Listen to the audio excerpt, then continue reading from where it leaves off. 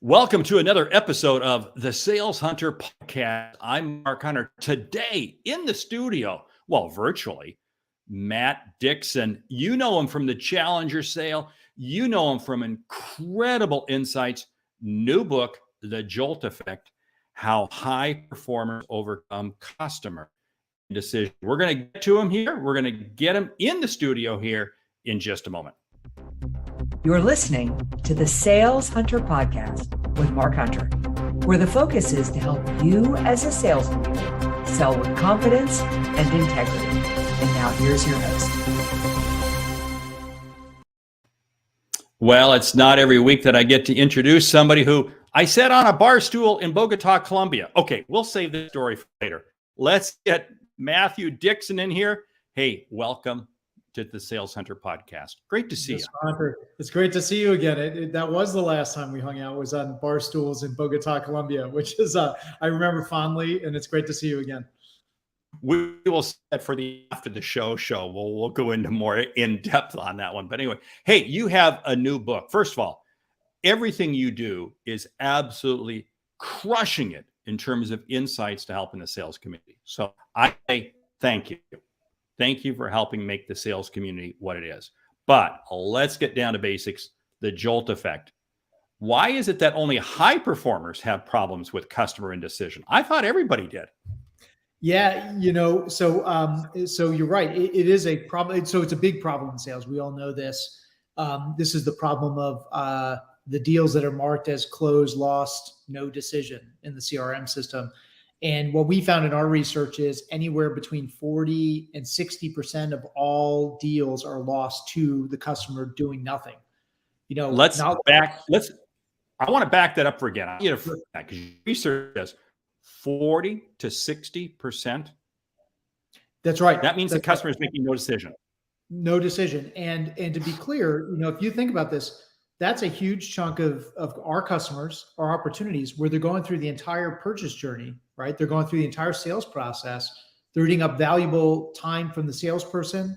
All of our colleagues, our subject matter experts, our solutions engineers, our executive team sponsors, not to mention all the customer's own time, right? And the time of their colleagues, only to end up doing nothing. And so I think what we found is, and I'll kind of cut to the chase. You already kind of hit on this, Mark. But when we look at the data, we found in our study that average win rate was about 26% across the board. But when we look at high performers, their win rate was actually closer to 60%. And there's lots of reasons that high performers do better than average performers. We know this because they're star salespeople. They do a lot of things better. But the biggest swing variable we actually found in the analysis was how high performers deal with those cold feet moments in the sale, when the customer starts to talk themselves out of what they'd already seemed like they had committed to, and they start to talk themselves out of it. They get cold feet, they hem, they haw, they wring their hands, they straddle the fence, and all that stuff we're very familiar with. And then a lot of times what ends up happening is we keep following up, we keep trying to engage them, we throw, if you will, good money after bad, or more time at the customer, and then they eventually ghost us. They go radio silent. They stop showing up for calls. They send us curt responses to emails. And so we spent the better part of a year trying to understand a couple of things. One is, what would motivate a customer to do nothing, especially after they went through an entire sales process?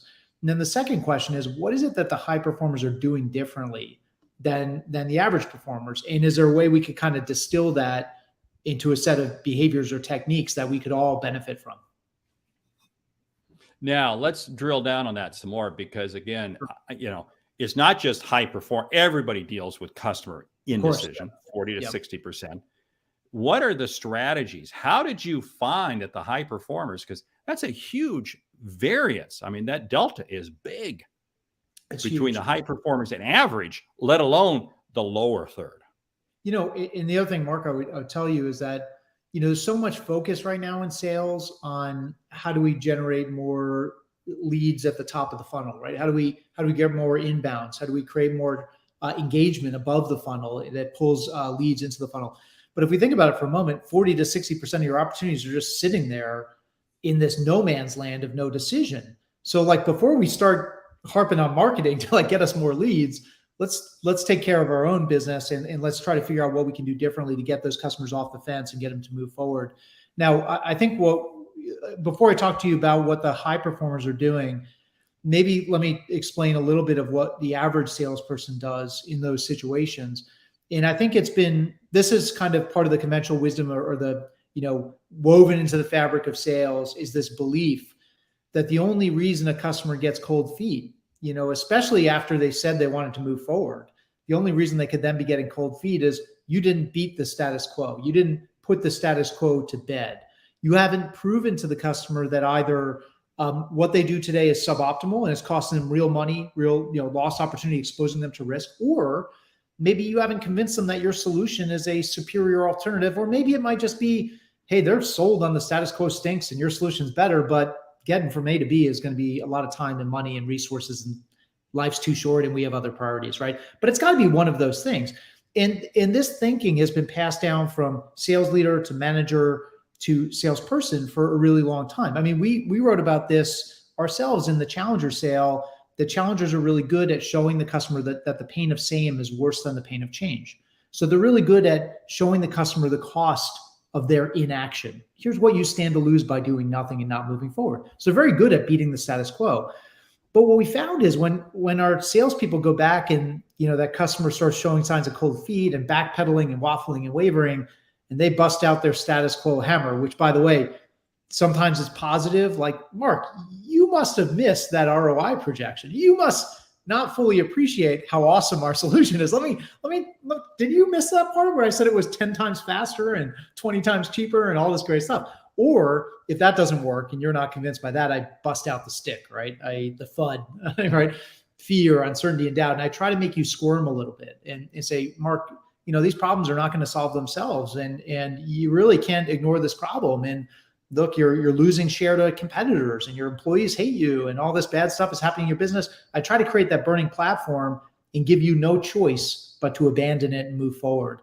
And what we found is that salespeople this is exactly like the default playbook. When the customer starts wavering and waffling, they break out their status quo hammer and every customer looks like a nail. And when they do that, we actually found that it backfires more often than not. It actually makes it more likely the customer will do nothing. And this was a head scratcher for us. We couldn't figure this out because, again, we wrote about this ourselves, and it was a real stumper for us to see that this technique as woven into the sales profession as it is doesn't actually pan out the way we would hope. And it actually makes it more likely the customer will do nothing. And we didn't understand why until we kind of unpacked the data in a bit more detail. And what we found was, much to our surprise, there's actually two reasons a customer will choose to do nothing, not just one. The first reason we all know, they prefer the status quo, or they don't think your solution is that much better, right? Or maybe they don't think the juice is worth the squeeze, if you will. It's not worth it to go from A to B. Life's too short.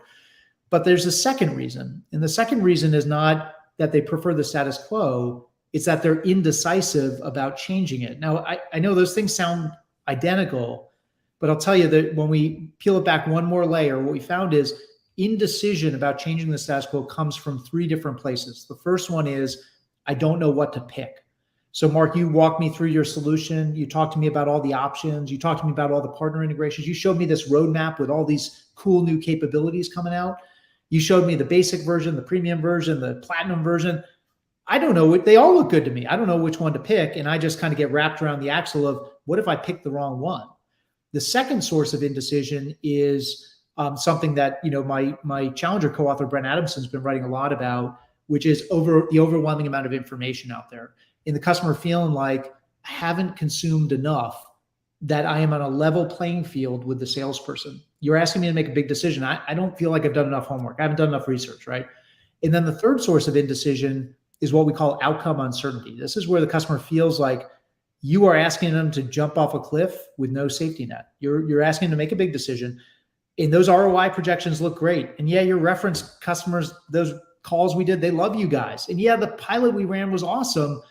But what if this whole thing goes sideways? And if it goes sideways, somebody's head's going to roll. And you know whose head rolls first? The person whose name is on the DocuSign, and that's me, right? So it's my feeling like I might be left holding the bag and I might not get what I'm paying for. So those three things, I don't know what to choose. I haven't done enough homework. I have no assurance of success. Those things have nothing to do with the status quo. So you could easily have a customer who tells you, Mark, our status quo, it's terrible what we're doing today. Your solution is by far the better option. We think this is worth it. We want to talk turkey. Let's move forward. Let's start talking terms. And then they start getting concerned about some of these other things. Did I pick the right configuration? Have I actually done enough research on this? Do I know where all the pitfalls are, where all the bodies are buried? And 3, do I have any guarantee of success? Does this supplier have my back? Or am I going to actually get the benefits that they're projecting? And so they get hung up on those things. And then when we go back and we try to hammer the status quo and show them what they stand to lose by not acting, they're not actually worried about missing out. What they're worried about is messing up. And that's the second half of the sale. That's this playbook that we found gifted salespeople run to overcome customer indecision, is dealing with those fears that customers have. I picked the wrong thing. I haven't done enough homework. I have no guarantee of success here. Wow, you just said a lot there. And as you're going through that, I can't help but think about the PC syndrome. Now, if you're under the age of 30, you don't know what I'm talking about here. But remember, there was an era where there were major upgrades to PCs every 6 months, every 8 months, every 9 months. And there's so much information out there. And we were told, you got to upgrade. And you just said, I don't feel like I know enough. I don't feel. And customer indecisiveness took hold. And people say, I'm just going to wait because something's going to change. I can't believe the numbers, all these things. I mean, I call that the PC syndrome. And boy, you are spot on with that. Now, here's a challenge that I would say. Much of what you just described is almost the salesperson giving the customer too much information. Absolutely. Look, all these things cut both ways, I think. Let's take them one by one. Like, think about that problem of too many options. Every salesperson, every vendor out there wants to be the vendor that has tons of bells and whistles and tons of options. Look, we love when our customer goes to the website, or when they come visit us at the booth at the trade show, or when they have that first demo. Let 1,000 flowers bloom, baby. Like, it is exciting. Like, I can tailor this to exactly what we want. It's awesome, right? But that what seems good early on actually starts becoming bad later on, when the customer looks at all this stuff and says, I don't know what to pick. And if I pick the wrong thing, it's like an irreversible decision.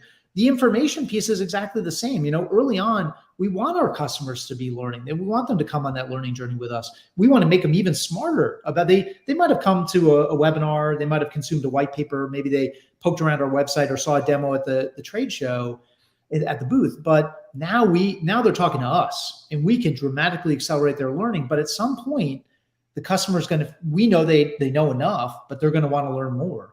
Or think about that outcome uncertainty we talked about.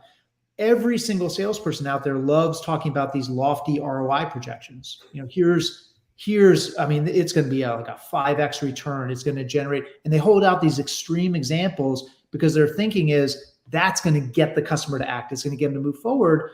But then that starts to work against us later on, when the customer's looking at that and saying, I just predicated my business case to the CFO on like a 5x ROI. And I don't even know. It's not even you guys, it's us. Like, I don't even know if we can accomplish that. And if we don't, I've got egg on my face and I'm going to look like a fool. And so all these things that seem good early on, I think you're 100% right. They actually start to work against us later on. The summary, one of the points I've made with folks I've talked to about this research with is, look, when we did the math, we found that 44% of no decision losses was a result of the customer actually preferring the status quo. 56% of the time, it's because they're indecisive about changing the status quo. So it's one of those three things we just talked about. Now, what that means is that for salespeople, you got to have a beat the status quo playbook, because if you don't convince the customer to change, then they're not buying anything, right? You're not collecting $200, you're not passing go. Indecision is the least of your problems in that world. So you got to do that. But once we've done that, we've got to shift gears from beating the status quo to overcoming indecision. We need two playbooks in sales. And the difference between those two is this: beating the status quo is all about showing the customer or dialing up the fear of not purchasing, right? Here's what you stand to lose by doing nothing. Here's the cost of your inaction. But overcoming indecision is totally different. It's about dialing down the fear of purchasing. Mm-hmm. How do we make it, instill for you the confidence and the self-efficacy that you feel like you can do this? I made a great choice. I don't need to read any more content. I'm in the hands of a subject matter expert, a great salesperson who's going to guide me to the right outcome. And I feel like I'm not doing this alone. You guys got my back. I feel like I'm not going to look like a fool. I'm going to look like a hero. And so those things, those fears that our customers have, we got to figure out how to navigate through those things. And for the salesperson, you got to understand, once you've beaten the status quo, that starts to recede from the customer's mind. And what starts to take its place is all these fears of failure that they're going to start to grapple with. And if you're not attuned to that, and you just treat every indecisive customer like a nail and you got your status quo hammer, watch out, right? Because you're going to make it more likely they'll do nothing. That's huge what you talked about. And there's two questions. I'm going to lead with one, and hopefully we'll get time for the second one. Yep. Is the percentage of indecisiveness, does it vary based on the reputation of the company? In other words, if I'm in hardware, if I'm in technology hardware and I'm HP, I have a much more of a confirming statement than if I'm some startup. Yeah, I think it's a great question. And I think it stands to reason. The answer is probably yes. So there's the old adage, nobody ever got fired for buying from IBM, right? That's right. In every industry, there's one of those. There's the 800-pound gorilla, CRM, it's Salesforce, right? But there's always the safe choice. And so I think for those customers, or for those situations, you have the reputation and the safety net of the brand, of the supplier, versus some fly-by-night startup. Like, boy, that outcome uncertainty is really amped up. And you know what else gets amped up when you're talking to a startup player, especially around a new technology, a disruptive space, is that lack of information.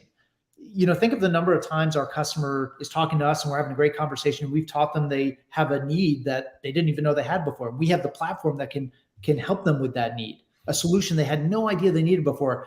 Well, then they start wondering, I wonder who else out there does similar things. And I just looked at the G2 report, the Gartner Magic Quadrant, and there's all these suppliers that I never heard of before. Well, we got to talk to those guys too, right? So it's tough when you're a startup player. But I will tell you, having spoken to some of those big established brands, they would tell you the same thing, and part of the reason I think is because they're so big, oftentimes these big brands are pushing for that big, huge enterprise deal, right? They're resting on the strength of their brand, and they're going whale hunting. And I think when that happens, they're actually almost working against their own objectives there, and they're increasing the customer's outcome uncertainty. I talked to a company, a very established company, certainly the market leader in their brand, is segmented the technology space, to your point before, and they said their win rate is only like 17, 18%, and they lose a ton of deals to no decision, despite the fact that they are top in the Magic Quadrant, top in the Forrester Wave report, the number one brand in the space. They still lose a lot to customer indecision. So, and I think part of it is that this is not, I think being an established brand, it helps in some respects. And I won't, you can't deny that. But I do think some of these sources of indecision are very personal. They're human problems, if you will, and things that we work through. And I don't think that it really makes much of a difference at some level, whether you're IBM or whether you're some startup disruptive player. A lot of it has to do with me as an individual, as a decider, and what I tend to get worked up about and what I tend to worry about is going to go wrong. Again, I'm not worried about missing out. I'm worried about messing up. And that is the thing that I worry about, whether you're IBM or you're anybody else. That is huge what you just said. So it really does come back, that whole element of it is still one-to-one. Yeah. And now we know every decision is not made solo. Sure. It's made with people, but it's the interaction of those individuals involved. That's right. And there's something else, because I see two things happening, and we probably only got time for you to answer one. So you can take whichever one you want. I think some customers play indecision because they know there's discounts to be had. They just kind of play this faking game. And get a lower price, especially in the SaaS world. We see that. For sure. I'm going to wait till the end of your fiscal year. Right. So I think it's amazing how the prices were getting really good at the end of the fiscal year. And two, there's just lack of urgency. If there's no urgency, why do I need to make a decision? So we only got time for you to answer one of the two. Which one would you like to pick? I think the urgency thing is, I think, I've seen this a lot, and you've seen this a lot in sales organizations. And I actually think in many respects, it works against us in sales, this fake price-based urgency. The price is going to go up in January. That, I think, my personal view is like, that's one of the most transparent sales techniques. And it actually backfires, I think, more often than not. we used to do this a lot in companies I've worked for in the past that, you know, prices go up Gen 1. I can't do anything. It's not me, it's finance or it's the pricing group or whatever. Your customers know if you want the business, then you're going to honor the price you quoted them on December 31st, on January 1st, right? And so what it ends up doing, I think, is it's almost like using fear to sell to a scared person. And it's just a bad sales approach, right? You're just giving them more to be worried about. Now, what's so interesting is when we're trying to use that urgency, like that price-based urgency, for instance, or even today's day and age, think about supply chain. The fact that we don't have your product, well, I don't know when we'll get the product back in stock. We got one left, and I can get you on the, you know, I can get it to you, but if you don't buy now, like, I don't know when we'll get to be on some slow boat from China. I have no idea where we're going to get it, right? That is a very true concern for people today. But the customer's not worried about missing a price-based, you know, a price discount window. They're not worried about missing out on some special offer. They're not worried about inventory and supply chain stuff. What they're worried about is, I might have picked the wrong thing. I haven't done enough homework, and I might be left holding the bag. Those are their big concerns. It's not, I might miss a 10% discount. The 10% discount pales in comparison. So using that, it rings hollow for the customer because A, they know they know you'll honor the price you already quoted them, and B, you're just lumping more fear on top of somebody who's already worried. And you do more damage to yourself. I always say we don't close a deal, we open a relationship, and nothing is going to destroy it more than playing any one of those games to try to overcome indecision here. Hey, we only got a few minutes left here. Talking with Matthew Dixon, author of the new book, The Jolt Effect, How High Performers Overcome Customer Indecision. Wow. And of course, you're the author of the challenge. Hey, you got such a pedigree out there. So anyway, hey, we're going to go to the after the show here in a bit. So, hey, if you're listening, keep listening, because the after the show, we're going to talk about something very interesting. But right now, in 30 seconds, Matthew, and then I want you to tell the audience, hey, where they can get in touch with you in the book and so forth. But what's one thing that you would tell every salesperson out there listening? Here's what you need to do right now to help overcome customer indecisiveness. You know, the number one thing I would say is stop being your own worst enemy, and stop assuming that because the customer's slowing down, they're starting to disengage, they're showing signs of cold feet, that it's because you didn't convince them that your solution is awesome, or you didn't convince them that their status quo stinks. More often than not, as we know in the data, it's not those things, it's something else. So listen hard, work hard to try to discover what those things are. Get those concerns on the table. Look, no customer ever got a t-shirt printed up saying, I can't make decisions. They all think they're decisive, but the research shows they're not. And so get their fears on the table so you can deal with them. And let's just be more attuned to who these people are. They're human beings, and they worry about the same stuff we all worry about. Get it on the table, deal with it, and don't just bludgeon everyone with your status quo hammer. Wow, that's a head spinner right there. That's okay. Now, how can people find out more? Do people read the book in your favorite bookstore, online, wherever you buy your books? But sure, where's other ways they can get in touch with you? Yeah, I mean, by all means, anybody listening to the show, connect with me on LinkedIn. Tell me you heard me on Mark's show. I'd love to be connected with you, continue the dialogue. But come visit us at jolteffect.com. We've got a ton of free resources on there, upcoming events, and lots of different options for bringing some of this skill development to your own sales force. This book is going to be a bestseller. There's no ifs, ands, or buts about it, because we've been waiting for another book from you. So just I'm having flashbacks from this one, so I don't know when the next one will be. Oh, yes. Well, you and I can compare notes on that. But anyway, stick around for the after the show. We got to take a little break here. We'll be right back, okay? You've been listening to the Sales Hunter podcast. Each episode is designed to do one thing: bring you a guest to share you insights you can run with and you can use right now. That's what the Sales Hunter podcast is all about. Hey, thank you so much for being on the show. So this is the after the show. It's the secret show. the secret show. Okay, so should we tell them about the bar stools in Bogota? Oh yeah. Let's tell them. That's what everyone was waiting for anyway. I know. You know, it was funny because several other people know that we met down there in Bogota, and I've shared that story with some others. Said, okay, you're going to talk about it if you have Matt, on the show. We were both speaking. Yeah. I can't even remember the name of the event. We were in I Bogota. don't either. It was a great event, though. What? It was a great event. You know what? It was really, because it was in the upstairs, kind of a funky room, Yeah. but cool stage. Very cool. And we go to dinner, and I don't know if you were flying out that night or I was flying out that night. If you ever leave Bogota, all flights leave at like 1 a.m. in the morning. That's right. So we wound up back in the hotel bar, sitting on bar stools, talking.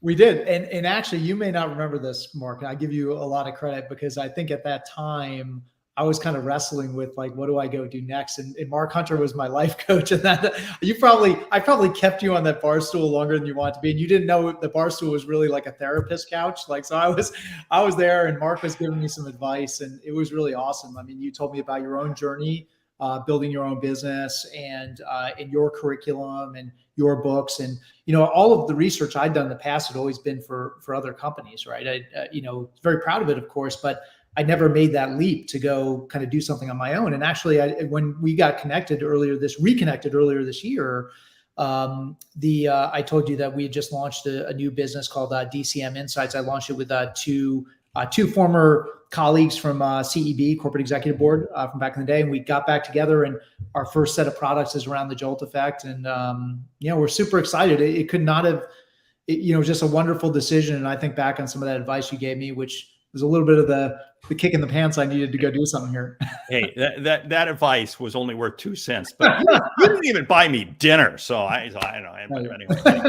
Hey, I want to say all the best. It is absolutely terrific. I love seeing you out there in the industry making an impact, because people do really pay attention when you do research, because it is without a doubt statistically viable. It works. It holds up to the test of time, as credit to all your books. So anyway, the Jolt effect, absolutely terrific. One more time, where can people reach you? Yeah. So personally on LinkedIn, I'm pretty active on there. Send me an invite, send me a note. If you have any questions, by all means, let's keep the dialogue going. And if you want to learn more about the Jolt effect, go to jolteffect.com. You can also visit our company. It's called DCM Insights. It's DCM, stands for Dixon, Chandler, McKenna, myself and my two co-founders. Insights.com has more about our company and other things we do beyond the Jolt effect. That's a really original name. So it is, isn't it? So branding is not my forte. Hey, it's okay. And the domain name was available. That's what counts. Okay. I mean, that's how I wound up with the Sales Hunter. Yeah, but also your last name kind of helps. The domain name. Yeah. I didn't have to change my name, but then neither did you. So anyway, hey, Matt, thank you so much for being on the show. You've been listening to the Sales Hunter podcast. Matt Dixon has been our guest. The Jolt effect. You got to get the book, How High Performers Overcome Customer Indecisions. Excellent book. Read it, learn from it. Thank you so much. Take care.